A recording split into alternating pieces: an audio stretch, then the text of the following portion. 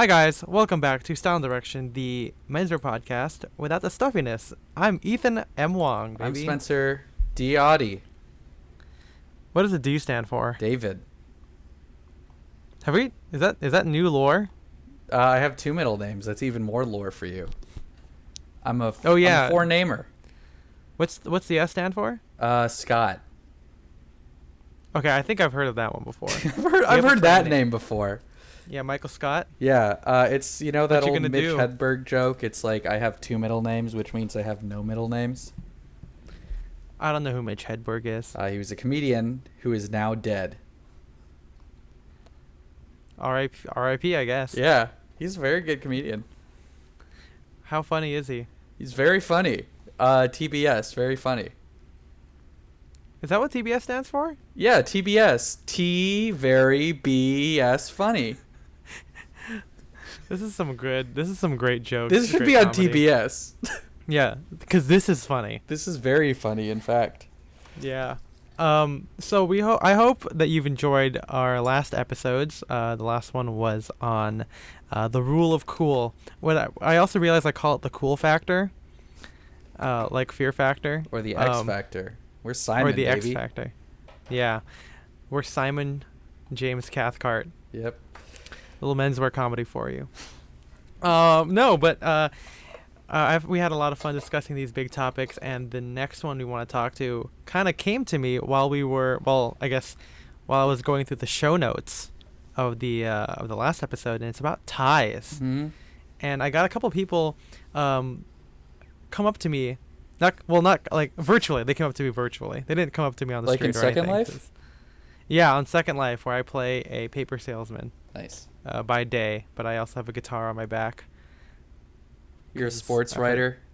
Yeah, I'm a sports writer for Philly. Yeah. Philadelphia. Flip. Do you want me to finish? Philadelphia. Okay. No, I did it. I did it to myself. Okay. Yeah. So anyway, they noticed my comment about ties and how I believe that wearing a tie makes you more casual than not wearing a tie. This is mainly when you're wearing like a sport coat and a dress shirt, and it's mainly just because I think a tie looks cool because it's like an extra thing that you can be slouchy with. It's kind of like, it's akin to like wearing a t-shirt and jeans is like, casual, but if you wore like a denim jacket with a sports shirt that's kind of like untucked with like a pair of wide leg jeans, one of them looks a bit more slouchy, even though one has more pieces than the other. Or you could just wear a t-shirt, jeans, and a necktie, and you could be like the nostalgia critic. Yeah, exactly. I think that's the second nostalgia critic reference I've made on this podcast. Yeah, leave a comment in the chat below if you know who the nostalgia critic is. And did you ever watch him, or were you an AVGN guy? Oh, what? An AVGN? Angry video game nerd? Oh, no, I was definitely that. That Yeah. was me. I didn't do nostalgia critic. I haven't been that bored when watching Oh, boy. YouTube yet. Yeah. So, yeah. But yeah, that got me thinking, like, why don't we talk about ties? Because I feel like it's such a big part of menswear, and people always talk about how the tie is dying and how, or it causes, like, not brain cancer. What does it cause? Like you don't get enough oxygen to your brain. Testicular cancer. Is that a thing? Is that what the article says? Oh, no, but I mean testicular cancer is a thing. Oh, okay, got it. Yeah. That's funny. That's really funny. Yep. Not okay. Just to clarify, cancer is not funny. Okay. Testicular cancer, though. Balls off the walls, hilarious. Yep, balls off. Yeah. I apologize to anyone who is listening to the podcast who has suffered or is suffering from testicular cancer. I wonder if we have any. If we are, that'd be kind of cool. Yeah. It's either funny or it's totally cool. Uh-huh.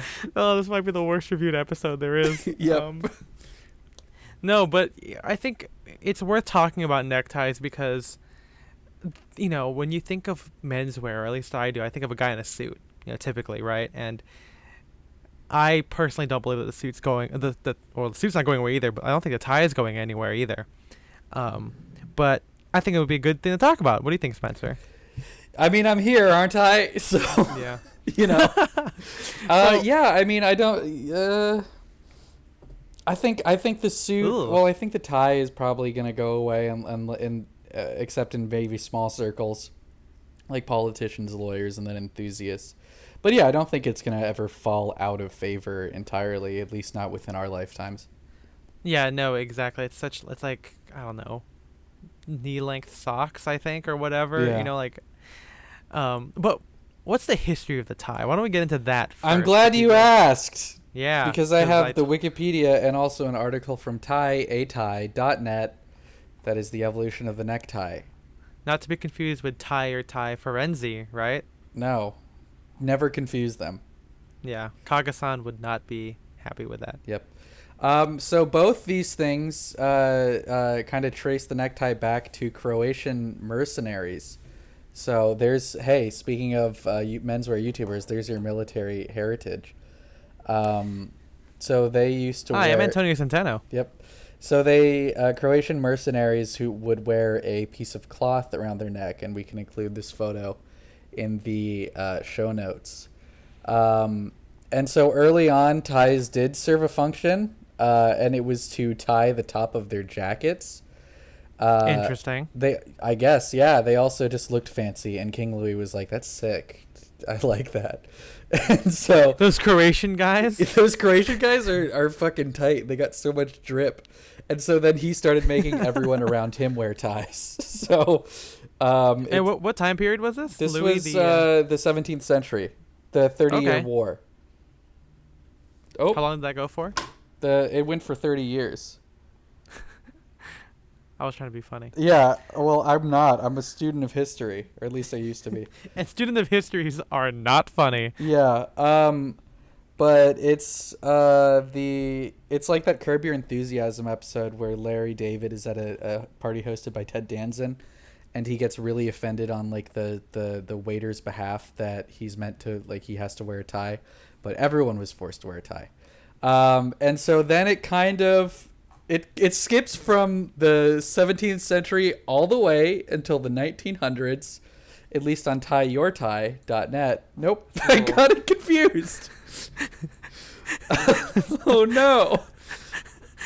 You fool. I got it confused just as I said I wouldn't. The tie gods are going to be after you now. Yeah, but then there was a thing called a stock, which you've seen those. They're like the little kind of like fancy neckerchiefs that you see on like Thomas Jefferson and stuff like that in paintings. I always called those cravats. They're different, I guess. Oh. Who would have thunk it?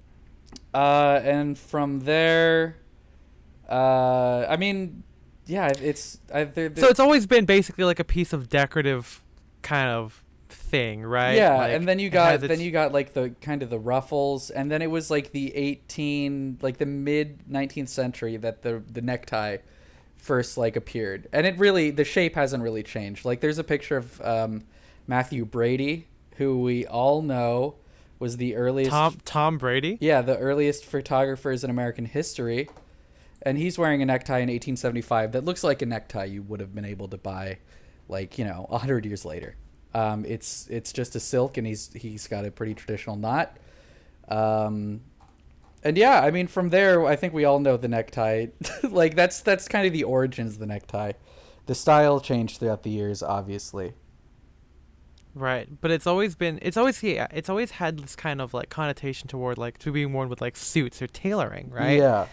It kind of like ties everything together because people didn't want to just wear a shirt. I think people like just wearing shirts. It was kind of like a day laborer thing, right? Like you would have to wear the tie or cravat or I guess a stock over your collar. And I mean, for a long time, even just wearing a shirt was kind of like going around in like an undershirt or a wife beater. Yeah, no, exactly. You typically didn't see that. You typically. Is that your Donald Trump? Yeah, I'm Donald Trump. Okay, this is a political podcast now. Yeah, welcome back to the anarcho-communism podcast. Okay. Property doesn't exist. Yeah. But no, yeah. So it's had a long history, and it hasn't really changed since like I mean, I'm based on what you're telling me, like the mid 1800s. I could be lying to you. You could be. You never know. You could be. You know, I've heard that things on the internet should not be taken for granted. Yeah. Right? Anyone can edit Wikipedia. That's true. No, but what was that an impression of? I don't know. That's something that was it the motorcycle guy? That it kind of is, but that's something our motorcycles without a motor. Okay. That's something that our friend Mac does, and it's a reference to something, but I don't know what it is. Yeah, that's interesting. So yeah, that's the history of the necktie now, and yeah, it hasn't really changed all that much, and it, obviously it's very popular. You see it in like advertisements in like the 1900s. You see everyone basically wear it. It kind of goes in line with like the suit. Mm-hmm. As long as guys were wearing suits, shirts, maybe fedoras, the tie always followed. Yeah. And well, I guess even in the 60s when guys stopped wearing fedoras or hats in general, the tie still remains, and even till today. But one thing that I always found interesting was that it was always considered like a fashion piece. It wasn't really. Maybe people nowadays tend to be like, you have to wear it for like a, whether you're part of an office or whatever. But back then, I have like old Esquire magazines where they advertise ties to kind of show you like you can stand out. Like, this is like what you wear to set yourself apart from the other guys in the office. Like those arrow tie guys will be like, you got to look sharp in an arrow tie. We got the best designs ever, Or you got to, you see like when the atomic ties or like the kind of, or deco ties came out, to like, yeah, we're not boring. We're not just wearing stripes. We got like fucking squares and shit. Or we got wow. What other shapes can they put on there? Circles. Oh my god, you're going crazy.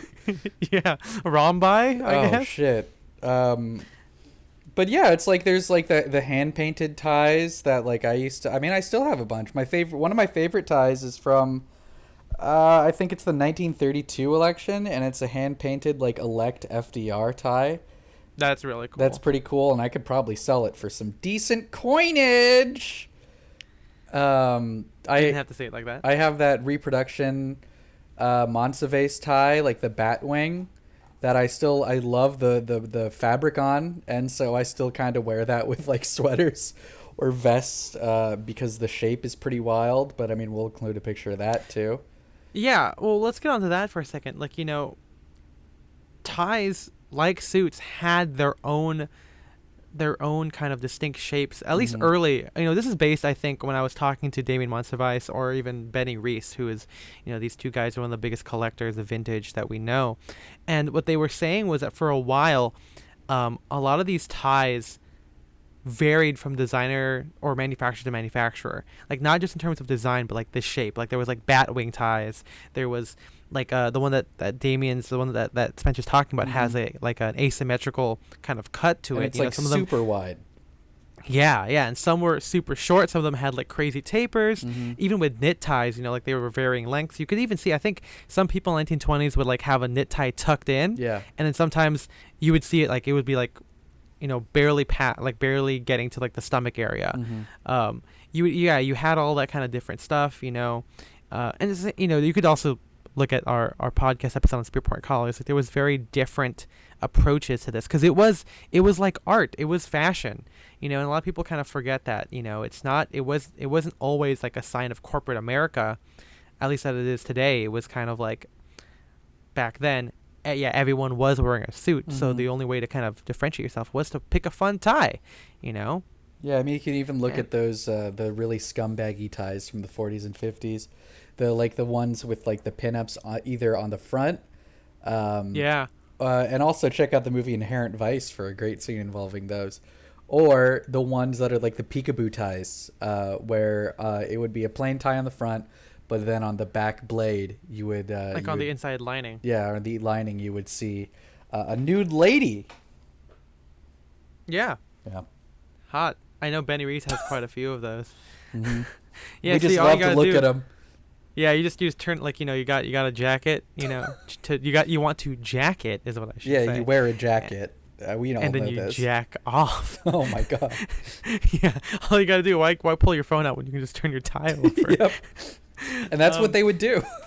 Yeah. But that was like a trend later. So like yeah, definitely there were trends and fun novelty ties, basically, Mm-hmm. you know, up, onwards from like the 40s and 50s, but according to this is just based on me talking to Damien and Benny. I think what they said was, I think in the 20s they either like all the tie makers kind of federated, or they came to like an agreement where they would start to kind of standardize like the width and shape of the tie, and there were still a little bit of like variances in design, but they were basically like the same length. Like they were still very short. You would tie it and it would end like just right above your high waisted trouser from Mm-hmm. back in the 30s, 40s, whatever. Um, and some, yeah, were wider and narrower, but in general they were kind of the same. You didn't see a lot of bat wing ties or asymmetrical ties when we got to like the early 30s, and even then, in the 1920s, I always like to think of it as like the more elegant era of menswear. Like back then, they had like the most gorgeous silks, like really great jacquard or Oh yeah, brocade ties. they're so gorgeous. What do you call, like they're like iridescent, like with like Mhm. stuff woven in there. I think Damon has a reproduction one, or he used to, like, that was called like a cathedral tie, which basically, or a stained glass window, like it literally, the silk and the jacquard weave and everything approximated a stained glass window. Yeah, no, it's like really, really incredible craftsmanship that went into them. Yeah, and then later on you get like madder ties and other woven ties and rayon ties as well, which I guess we can get into our favorite ones later. But yeah, you get a lot of these beautiful things, and it kind of makes me miss the artistry that goes behind them. Mhm. But that stuff is kind of still alive today with people like Tie or Tie Forenzi or slash I was gonna say Avenged Sevenfold, but just called Sevenfold. Yep. Yeah, Avenged Sevenfold ties. Yeah, Imagine Dragon ties. yeah. But yeah, there are definitely makers today that still kind of keep it alive, and I think to get to the point is that it will always be alive to people who consider it a piece of art. Mm-hmm. I even when you look at like corporate attire, they dissuade you from wearing fun ties. Yeah, Like you can't really wear anything other than like a knit tie or whatever. I have a lot of guys that come in, and we have like we had like ties from like Liberty Print Fabrics, and they're known for their florals, and so we had a bunch of fun floral ties, and I would have a lot of guys say it's like, oh, I'd love to wear this, but I can't wear it in the office. I'm like, well, that's a shame. Yeah. Well, what's your history with ties, Spencer? I know that you've gotten a little bit more casual, but Yeah, what I did you look mean, for? as I said before, I first got into the the first vintage stuff that I was into was 60s stuff. And so I would want to wear like Narrow super tie, boy. skinny, like early 60s ties. Like rep stripe ties. I mean, kind of, but it's like most of my ties were very, not even like rep stripe. They were not like ivy. They were, I don't know what design to call them. Very kind of like Mad Men with like little insignias or whatever. Oh designs. yeah, like a monogram kind of thing. Yeah, Kind of like the stuff like the Walt Disney, his signature like crest tie thing. Yeah, and so I'd wear a lot of those. Then as I started getting into older stuff, I mean, I just literally just kind of moved backwards in time. I started wearing like the 40s and 50s. Yeah, you were bold real Marty McFly. There I am. Here I go again on my own. Here I go again. He said that, right? Yeah, that was him. He sang it. Yeah, you're not ready for this, but your kids are gonna love it. But then, I started wearing the bold ties. I thought those were fun. I always wanted, and I still want one of those like hand painted ties of a wolf standing at a lamppost. I'll include like hooting at a girl. Yeah, I'll include an image of that too. Yeah, we'll add that in the show notes. It's my problematic fave tie. Yeah, the sexist wolf. Yep, that's what it's called. Yeah, get your sexist wolf ties here. Yep. No, I used to always say that Spencer had like a very specific, like, he definitely liked bolder ties, and by bold I don't mean it like, I guess you mean in design too, but like bold as in like late 40s, early 50s kind of ties. He always kind of liked what I call like the diagonal check kind of tie, where it was kind of like, it's not like gingham, it was like It's like a check, but like at an angle. Yeah. And usually kind of earth tones, maybe some red and blue in there. Then Spencer used to love wearing those ones. Mm-hmm. They're good. Because I think back then you didn't wear a lot of striped shirts, so you wore like jackets and like plain shirts, but then that way you could actually wear those ties. Yeah. Without being, too out there. That's true. So I was always into menswear, apart from vintage, like I was always kind of into it. So like I had like the floral skinny ties. I had like this like satin tie that I got for like banquet a long time ago, like in 8th grade, and it was like a black shiny ass silk satin tie, and I would wear that all the time. Like I think there are pictures of me. I don't know if I can include it in the show notes. I'll have to like hunt for it, but like I wore that with like Abercrombie shirts, like you roll up the sleeves, you wear a tie with it, but then your shirt's untucked with like jeans and like Vans, like that typical like late 2000s look. Oh man, you know what picture we need to have in the show notes? I'm giving myself so much work because I'm gonna have to track all these images down. Yeah, John do it. Travolta Bolt premiere. Because he is wearing that look where he has like, okay, so let me describe the image to you. He is wearing a baggy black suit. The shirt is untucked and he has like 3 buttons undone and like a black, like kind of patterned tie that's super loose. It looks so bad, but I look at this image constantly. Yeah. Man, this guy could have gone with an Untuck It shirt, which is our sponsor for this episode. No, they're not. Please don't sponsor us. Please don't sponsor us, Untuck It. Yeah, we will refuse you. Yeah. Yeah, and then when I got into vintage, I don't know, I always liked foulard ties. I mean, I know when I got into vintage, I looked up swing ties because I think I read it in I Am Dandy. Like someone said, "Oh yeah, swing ties are great." So I just looked up the term swing tie on eBay and I bought it was $20 for like a group of 5. I don't wear any of them at all because they are crazy. Yeah. But they're very like super short, super wide. And they, they're like what you would see at like people swing dancing, like in swing dancing competitions, and I think at a time I was like, I knew that these aren't the best. Like they don't go with tweed jackets. Like you can't really wear a brocade with tweed in my head. That's like one rule that I can't do because a brocade is very fancy and tweed is very casual. But when I started looking, when you look at like Lawrence Fellows illustrations or old pictures of Jimmy Stewart, who is one of my biggest vintage style inspirations, they're always in foulards or like small geometric prints. It probably makes sense because back then, you can't really illustrate a crazy bold tie, but even for the era 1930s to early 40s, it wasn't all swing ties as people think it was. No, I mean a lot of people wore. I mean, again, as we've said in a couple episodes, probably. Talking about vintage clothing, people would wear ties like forever until they fell apart. And like stripes, I mean, we have this all in the tie article from like how many years ago at this point. Yeah. But yeah, a lot of simple patterns were very popular, basically always. Yeah, and I think it's because, a lot of people think from like movies, it's usually a very stylized or costumey. It's a costumey approach because that's what people like, they will associate better. If you see a guy with like a foulard and like a 3-piece brown suit, you might not think of it as anything different than like from something from like the 90s or even like the 2000s or something, if it's done correctly. But in reality, a lot of everyday guys wore stripes, plains, or very geometric, small geometric repeating ties. And, even at the time, I was like, yeah, this is what I want to do, And so after like buying that group of 5 swing ties, I would just look at 1930s ties on eBay and then just like bid on the ones that I really wanted. It might have costed more because I had to like pay individually per tie, but I still have a lot of those 1930s ties. Yeah. None of them they survive, and that's a good testament to vintage clothing.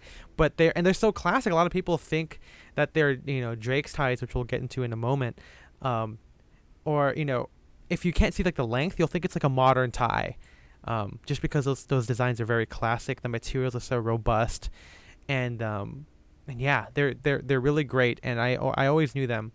I knew them. That There will be no knowing here. Yep. You guys remember Pirates of the Caribbean? I do not White man's remember that chest. line. You don't? No, what line is Oh. what? Oh, that's when they meet Tia Dalma, and then when Will Turner walks up, Yeah. and he Tia Dalma's like, "Oh, William Turner," and he goes like, I don't know you. She goes like, "Well, I know you," and you want to know me, and then Jack goes, "Well, there will be no knowing here." So it's a sex joke. Nice. Get ready for our episode of the Pirates of the Caribbean series. There we go, hyping that guy up real quick. Yep. But yeah, no, they were really great ties, and there's one thing I don't know if we talked about this before, but like vintage ties, while the materials are really great, they're also made very thin. Mm-hmm. They might be wide as well, compared to some other modern ties or skinny ties that you find at like H&M or something, or Express or J. Crew, but the interlining was very thin, and they usually didn't have lining all the way through, so you would have kind of like either a hand rolled edge or a machine rolled edge that didn't have any lining. Yeah, and we at the prefer bottom that tip. personally. Yeah, because even in the end, like, I think we've talked about this like in one of our first episodes, but we wear four in hand knots only, which is a very tight, it's a simple but very tight knot that makes kind of an asymmetrical knot, I guess. Okay. Can I not? No, I cannot. Winnie the Pooh. Yeah, it's a good wholesome movie. No, but it really, we don't like wearing fat ties, Mm-hmm. like fat, thick interlining ties, because one of my pet peeves is like when the knot becomes bigger than like your collar or pushes your collar up, that's too big. Yeah. And when you get to a lot of artisanal tie makers, which we'll talk about in a second, you don't get that problem because they kind of keep that same very 30s-esque construction. But you do get that a lot from like 90s ties, 70s ties especially, because back then they wanted that fat, thick knot. And I mean, even like, tie, like when I worked in Men's Warehouse, all of our ties were like super, super thick. Yeah, and it kind of goes into the whole like when a lot of people think that the Windsor knot, which results in kind of a thick knot, it's very symmetrically triangular. Mm-hmm. People think that has been like the go-to standard when it really wasn't. No. Like the four in hand was used, or the Victoria Pratt, whatever you want to call it, the one that's like a double wrapped four in hand. That one was used for a majority until like maybe like the mid 40s. And then the Windsor came around, but because ties were still thinner, it didn't make a fat knot. It made a triangle knot, but it wasn't like very thick, like bulging out of your shirt yeah, collar. just off the top of my head, it was like four in hand was used up until like the end of World War II, and then when the bold look came out, the half Windsor kind of got popular. Yeah, half Windsor, yeah. And then I think in the early 60s it was kind of the four in hand again, because I mean, I don't know, I think skinny ties look goofy with a big ass knot. Yeah, and but even then, you could still see guys wearing like the full Windsor or like a half Windsor with it. But again, it was very thin because of the ties themselves. Yeah, but yeah, the Windsor knot became popular in like the 70s and 80s, and that's why. I mean, I think you've talked about this. That's why a lot of people assume that's like the traditional knot, because now that's like what their parents would have been wearing. No, yeah, exactly. I think this is like I don't know what I call it, like the grandfather effect. Not really, but like I always think that people, like, their ideas of what is well dressed or what is correct stem from what they saw their parents or grandparents wore, and by now a lot of us have had grandparents who were maybe had their cultural heyday in the 70s through the early 90s, Mm-hmm. where that kind of look is already there. Like, they think that shoulder pads and like low button stance and like kind of pooling ankle pants were like the thing, because that's what they wore. Yeah. And you don't go back further and see pictures of Jimmy Stewart again, who has like a shivering break, or seeing people in the early 20s which have a more natural shoulder. Those things kind of seem more ancient, and you don't see it as often anymore. So the same could be said about the ties. And we will say it. Yeah. I also think it's kind of unfortunate that novelty ties today, or at least in the 90s, became like Bugs Bunny ties instead of like works of art. Yeah. Yeah, because it's like you would get hand painted tie. I mean, you would get ties like designed by like Salvador Dali, and those are like super rare and super valuable now. And it's like they weren't all like hand painted by Dali. Not everyone Not every They tie were based. was touched by him. He would make the original. Yeah, he Yeah. made the original artwork, and then they copied it. Yeah, but it's pretty nuts. Like some of those designs are crazy, as you might Yeah. expect.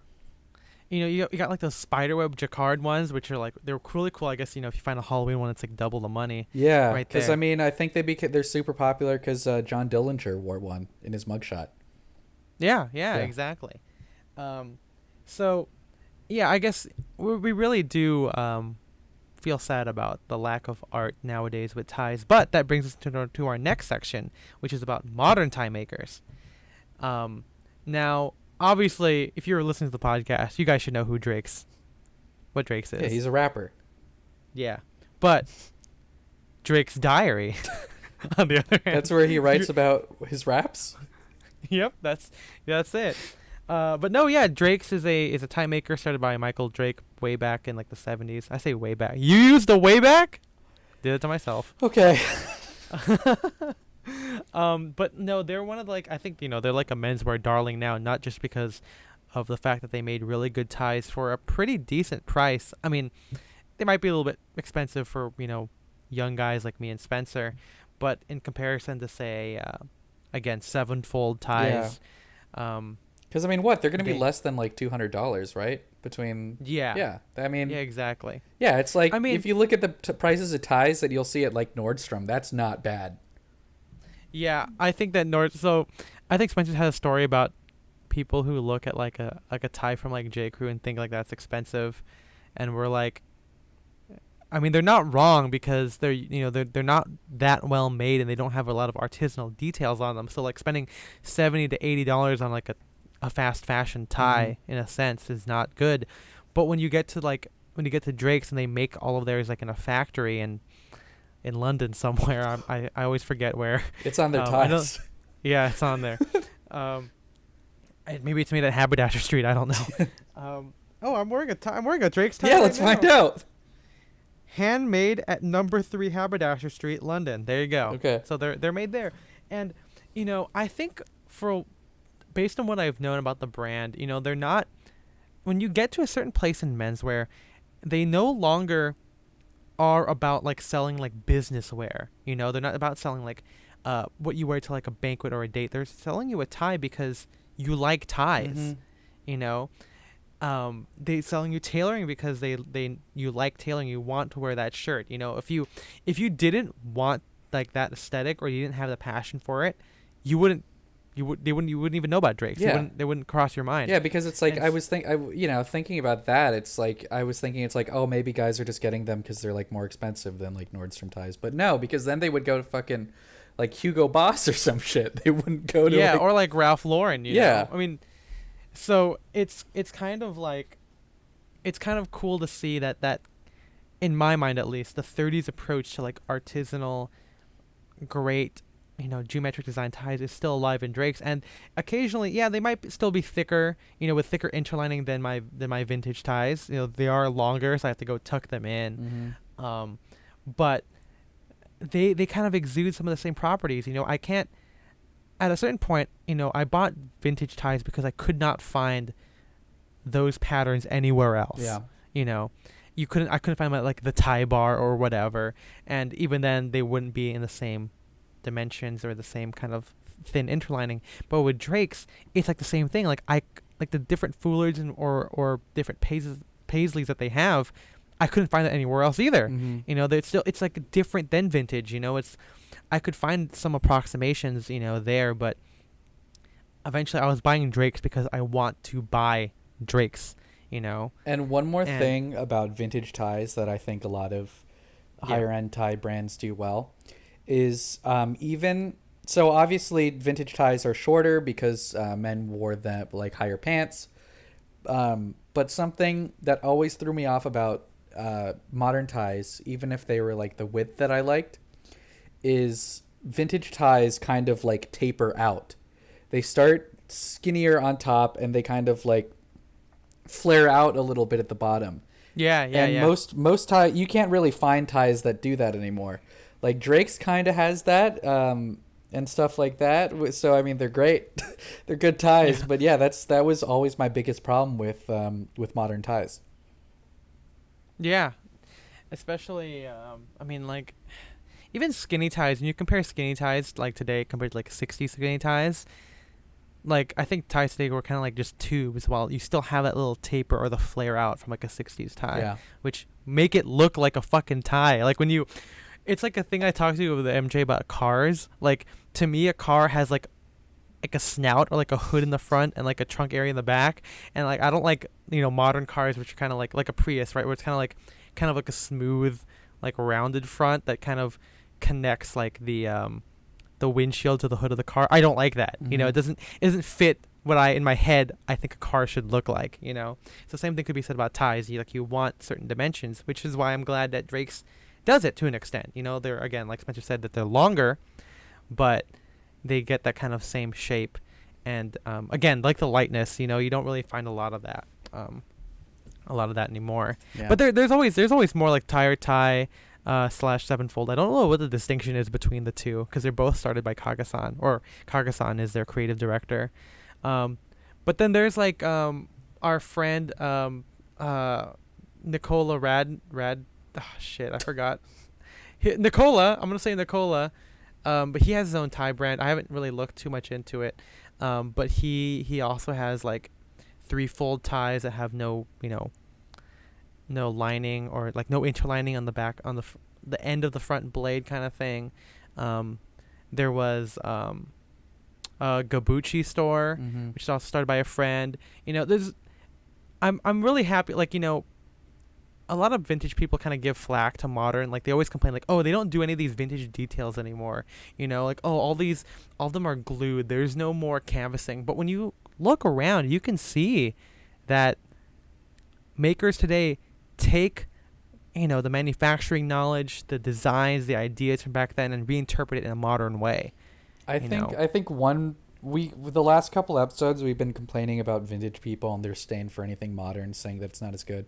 I think one problem they have is that they're used to paying vintage prices.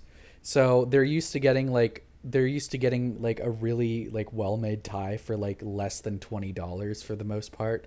And so when they see a tie that's like $125, they're like, well, I'm not going to spend my money on that.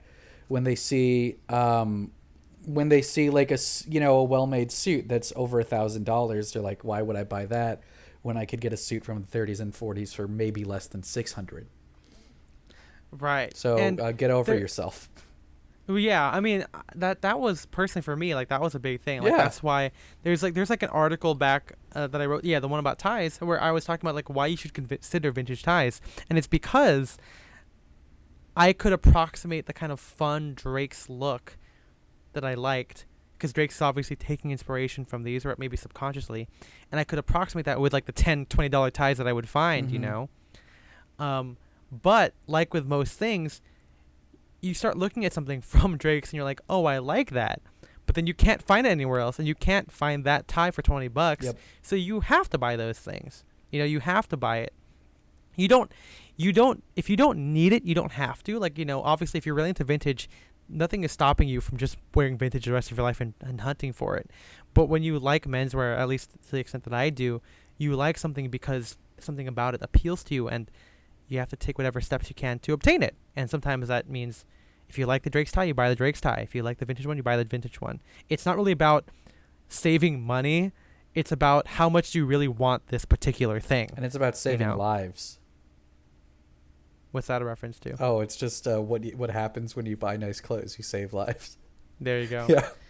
But yeah, because I mean that's just one way we would tie it back to the whole details matter thing, because it applies to everything. And as Spencer said, that's one of the things about vintage, because I think it's fascinating because they're so used to paying so cheap, when back then, if you adjust for inflation, the tie wouldn't be worth $10, maybe like $40. Yeah. Back then, or suits were at least $600-$700. People only had like one or two suits. They didn't have the crazy collection that we have today. So it's kind of like a beggars can't be choosers. Not really. It's more of like you're complaining, but you're not gonna buy it anyway. But yeah, I eventually, for me, my tie journey, I used to wear a lot of vintage ties, but now I find myself wearing my Drake's ones a lot more, just because as much as I liked short length ties to wear with high waisted pants, vintage ties have like a thing where like because they're so short, the back blade kind of peeks out of it, Well, and is that the Spretza tie? Is that it different? is, but because it's short, it kind of feels stubby. Mm-hmm. It And doesn't stick out enough. Yeah, or it just kind of like it looks weird to me now. Yeah. And so when you have a modern tie that has a long length in it, you can tuck in the back blade into your waistband, and I think that's fine. Like that's cool because it's long, but it's not like flapping around everywhere. Like the front blade can flop around. Yeah, it's like but a not penis. the back blade to me. Yeah, exactly. I'm not a particularly big fan of when you have both hanging out. Like if the front blade is long too and it hangs outside your waistband. Mm-hmm. If that's the case, I would either retie it so the front blade is the right length and I'd tuck in the back, or I would just tuck in both. Yeah. Because even I have some rules that I follow for myself. What voice was that? It was a guy that is an Irish guy. Okay. Yep. Tell us about your custom tie. Oh yeah. So, I'm always very grateful for through my clout, or just the influence that my blog has had, the reach I should say, not the influence, but like a lot of people in the industry know me, they read the blog, and I've made a lot of friends. And one day, the guys from Drake's were like, "Hey, we just want to give you a tie.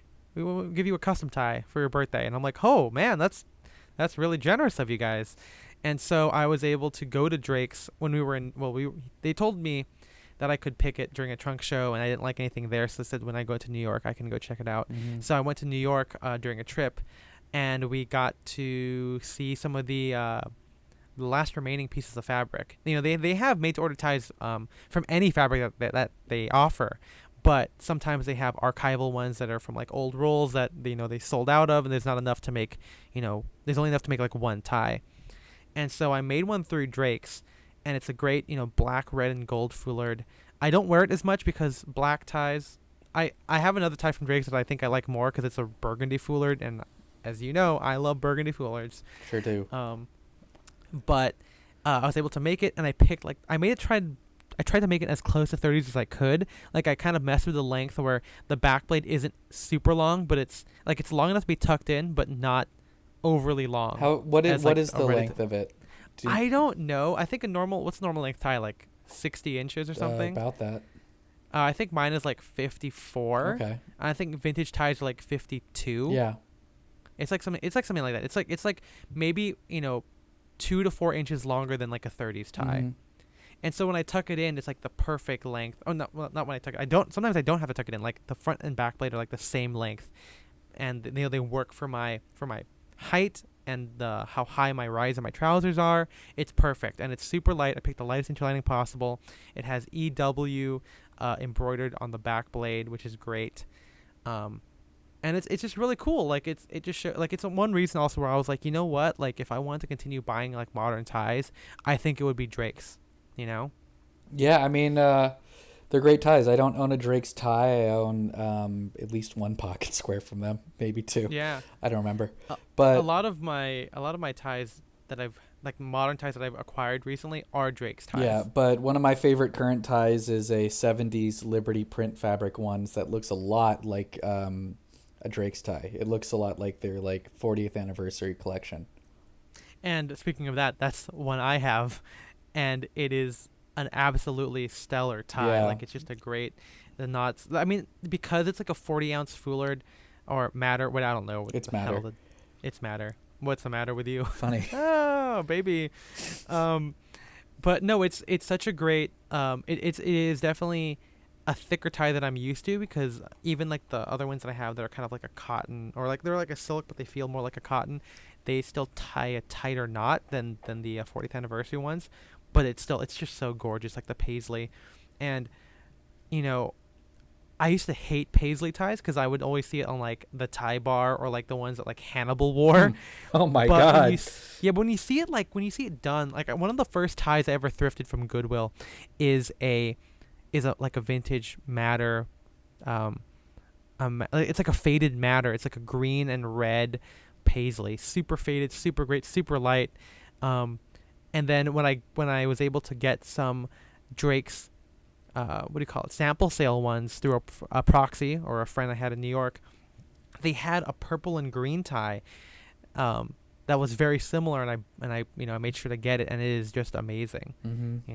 I haven't tried. I've had like some other ties, like I have a Gabucci tie, and that one's great too. Very light. That actually feels very much in line with like an early 20s tie. I used to have Cody gifted me like a 20s tie a long time ago, and it shredded as immediately as I put it on. Yeah, I have a couple 30s ties that are pretty destroyed, which is a bummer because they look good.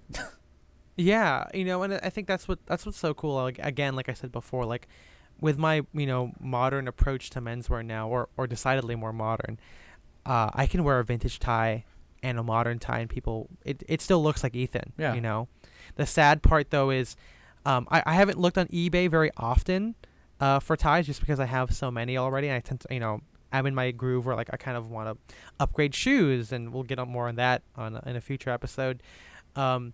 So ties are only on my list anymore, but occasionally I'll go on there.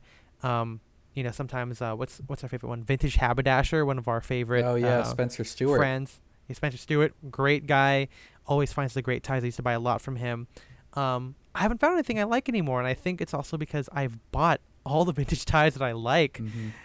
Even from like I go to Paper Moon Vintage or Joyride Vintage, a couple of our favorite vintage stores, and they either have the same stock that I've seen for a while, or nothing's calling out to me, and even though I've expanded on my taste of ties, like I wear a lot more reps now, I wear a lot of paisleys now, I think I've literally just bought everything that I liked, and that's the downside of it vintage, right? Like there's usually just one of one. You can't find it. Just like with tailoring, you might not be able to find another one ever again. DJ And Khaled. so Another one. Remember him? know. Yeah. Is he still doing stuff? I don't know, probably. He has such a forced cameo in Pitch Perfect 3. It's so bad. I did not see. Was that the one that's like U.S. military propaganda? What?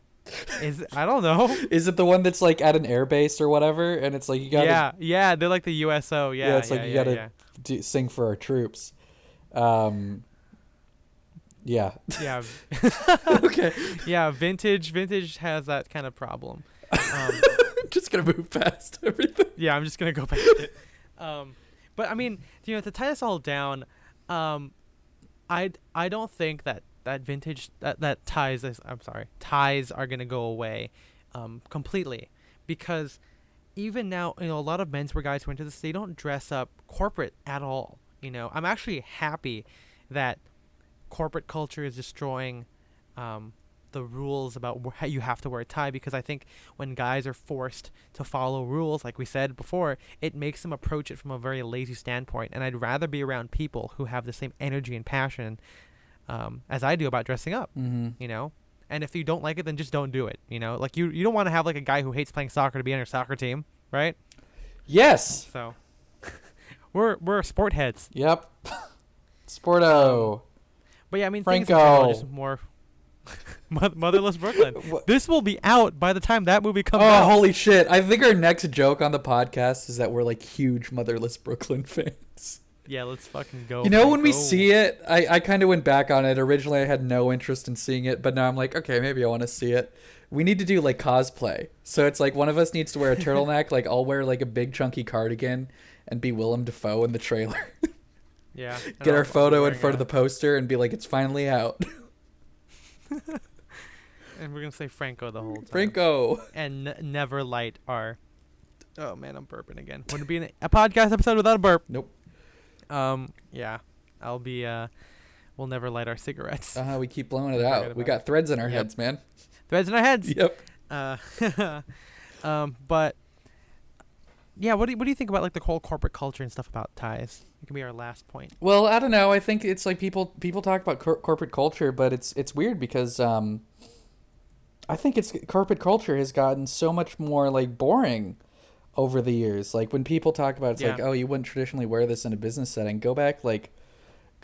I mean, this is going back a long time, but 50, 60 years ago, guys they they didn't wear like fucking nudie ties to work, but they were able to get away with a little bit more than people are now. Um I don't know, like I said, in California, there's not a whole lot of industries where you need to wear a tie. I think for the most part, as we always say, there's going to be a big difference between people who wear ties because they want to wear ties and people who wear ties because they have to. And people that wear ties because they have to are going to tend to have pretty boring taste. Yeah, I mean, you always see a lot of the plain ties. I mean, there's nothing wrong with like a black knit, Yeah. which I tend to wear a lot. I say Of. throw away the plain ties and wear a tie with a plane drawn on it, Okay. and it's like a fun Do you- hand-painted tie. Do you have a black knit tie, like the classic kind of tie? No, the only knit tie I have is a 1930s like kind of burgundy knit, which is very good. It's a good color. Yeah. What would be your favorite? Like, what would be your most worn tie?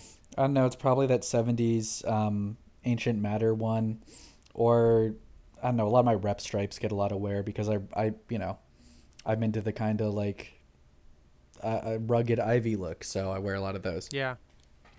Yeah, I think that's definitely me a lot. Like, I used to not like wearing striped ties. Like, other than bold like 30s striped ties, I would not like to wear like because I didn't want to look like a schoolboy. And then all of a sudden I got to be into ivy, and I'm like, I do These want are to be sick. a schoolboy. yeah, schoolboy me, daddy. I definitely love wearing like the one I'm wearing right now, the purple and green paisley. Yeah. But I don't know. Like I think my favorite one, like one that I can always default to, is a black knit tie, and it always feels antithetical to me because I love, wearing a striped shirt and a patterned tie. Mhm. Quick, what do you call it? Shortcut to vintage style. But black knit ties just kind of go with fucking everything. Yeah, they're You know, nice. especially, I mean, I think Drake's has helped sell that idea on me because a lot of those guys when they wear their suits, like it's kind of like a sobering look. It's like I'm wearing a tie. It's black, so it's kind of formal, but it's knit, so it's not formal, and it kind of ties everything together. That's funny. Okay. Stealth joke didn't catch on for a yeah, second. That's the best type of Ethan jokes. Yep. But yeah, I love wearing ties. I've gotten a lot more casual, and maybe not as much as Spencer, like in the past year or so, which could probably reflect in my choice of my black knit ties of being one of the favorite things I can wear because it's not as fancy. But yeah, I think that I'll always still wear. I'll always wear ties. I love ties. They're great. They're pieces of art. And They belong in a again, museum. I think, yeah. So do you.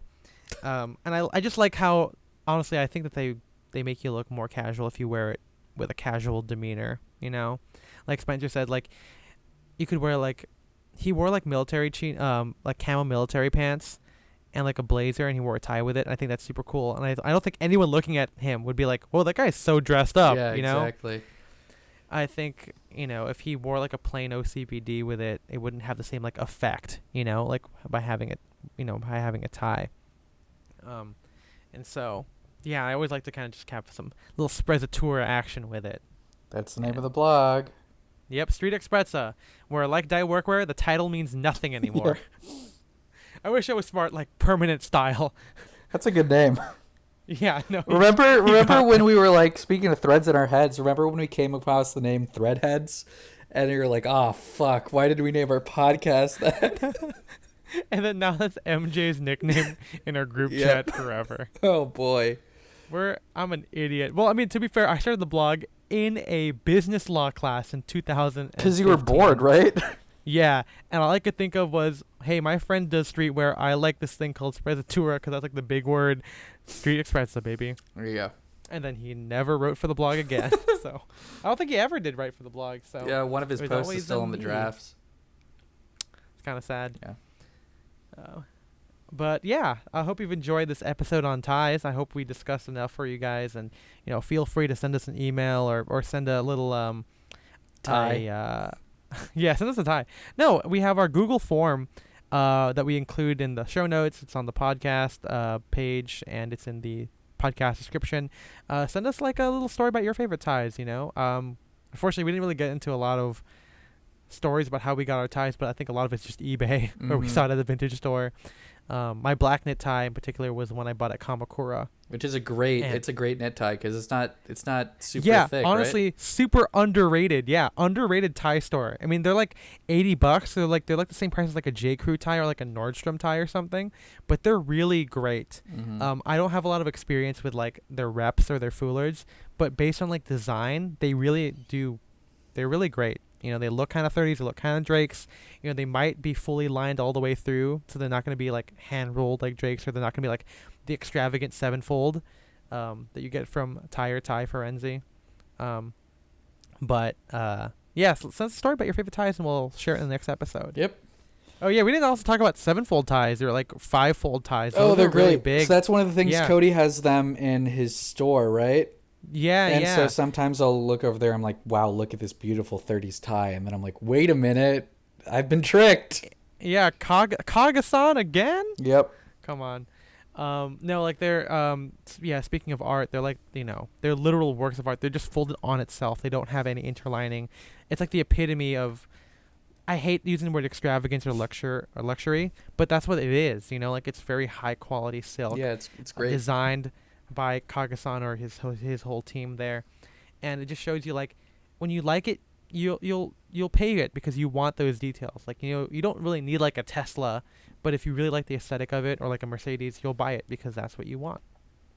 Same thing with ties. Same thing with anything. I don't think people should judge based on just price or whatever. That's true. And same thing can be said about ties because ties are cool, and you can wear them a lot, and you can look casual in it. That's just my 2 cents. All right, we're going to answer some quick questions here from our thing. CQs. Yep, CQs. Wait. you pulled the Ethan thing. You got the thing. Like you named the letter it sounds like, but it's not that letter. Yeah. Okay. QQs. Yep. Q cubed. There you go. There's no 3 of them. Okay, this one comes to us from Samo. That's not his name.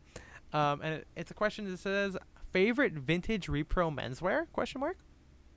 I don't know. I mean, SJC is great. I don't know if this entirely counts, but I mean, like, Real McCoy's, Double RL, Buzz Rickson. They don't do Brycelands. Yeah, Brycelands. Yeah, those are all good to look at. I mean, they're obviously very pricey. SJC is pretty reasonable.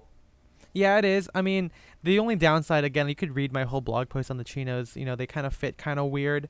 I had to like alter them, and because they're in London, you can't really just return it unless you live in the UK or the EU. So that's one downside to SJC. I mean, maybe if I was able to like play around with different sizes, I would have been able to get something that if I could like try stuff on, I would buy a lot more of it. Yeah. Damien Monsivice has a couple of, like repro, like if you want to talk about like repro ties, I don't know if he does ties as much anymore, but like caps. Yeah. If you're really into that, he makes the best ones. Oh, and those Cossack jackets that he's making. Yeah, I was about to right say now. yeah. Those are beautiful. Yeah, different. There's like leather ones. There's like blanket fabric, really great. Like they're straight up like based on an old Cossack jacket. Yeah. He's making those with Eli, who you've seen on the blog. Yeah. Yeah, I mean, Tobacco Road Vintage, I think, is his Instagram. Yeah, very, very great stuff. But for suits, it's kind of hard to find. I mean, Double RL does a really good job. I don't own anything Double RL. I've seen like readers of the blog or people at like different fashion events like Inspiration wear Double RL, and I'm like, wow, that looks 30s. Wait a minute, it's Double RL. Tricked. Yeah. Yeah. I don't know what that was. Okay.